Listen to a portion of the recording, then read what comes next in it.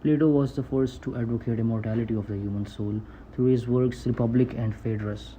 These are a series of famous dialogues that present Plato's own metaphysical, psychological, and epistemological perspectives. The differentiation Plato traces between the body and the soul was radical during his era and is one of the earliest forms of mind body dualism. In Phaedrus, he states that the soul is without internal parts and hence immortal, whereas in Republic, he states that the soul has a complex structure and conflicts between three parts: the reason, the spirit, and the appetitive. Hence, this theory is called Plato's tripartite soul theory. Plato considers the human soul as the seat of human forces and divides it into three distinctive forces that perform unique actions within an individual. He divides the human soul into three parts: the rational, the spirited, and the appetitive. The rational part desires to exert reason and attain rational decisions. The spirited part desires supreme honor, and the appetitive part of the soul desires bodily pleasures like sex, food, and drink, etc. Plato explains through metaphors and associates the human soul to comprehensive theory of the human psyche and an individual's designation within the wider society. The theory is based on the principle that the intimate psyche of an individual is correspondent to the composition of external society. Plato distinguishes the psyche as three constitutive parts: the rational, the spirited, and the appetitive. The theory states that every individual's character is determined by the dominant constituent or part of the psyche. Plato defines a moral individual as the one who has attained supreme control over the spirit and the appetite through his rationality. This he applied to the three classes in the society, namely the ruling class, the military class, and the commoners. The ruling class exhibited dominance towards rationality, the military class towards honor, and the commoners towards appetite. The rational symbolizes the mind and represents the ruling class.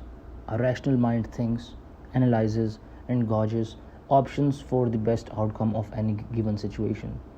It denotes conscious awareness and works for the benefit of the entire soul, thus making it wise.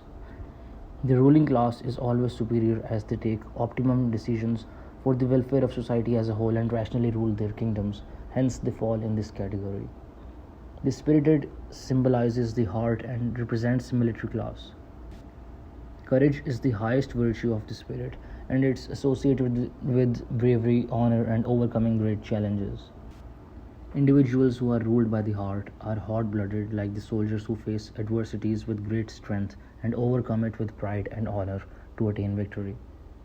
The appetite symbolizes the stomach and represents the commoners. Desire is ruled by sexual gratification, greed for money, comfort foods, and various other necessities that mostly take up an individual's life. These individuals are just fulfilling their day to day obligations and not reaching out for a higher goal. Another important allegory that Plato describes in his work Phaedrus, which goes parallel with the tripartite soul theory, is that the soul is a charioteer, rational, controlling two winged horses: one white horse, which is the spirit part, and one black horse, which is the appetitive part. The main goal of the charioteer is to ascend to divine heights, but the black horse, which is the appetitive part, always poses problems and the chariot keeps falling back to earth. A literal meaning would be that the soul seeks spiritual attainment, but the worldly cares of the universe pull it back from its divine goal. According to Plato, the whole purpose of the soul was to attain perfect knowledge form, like truth, justice, beauty, and rational knowledge. He believed in the notion of reincarnation and that a soul perfected itself with every reincarnation. He proposed that reason must conquer over earthly desires in order to recollect perfect knowledge and rise towards heaven in winged horse chariots like the celestial divine beings.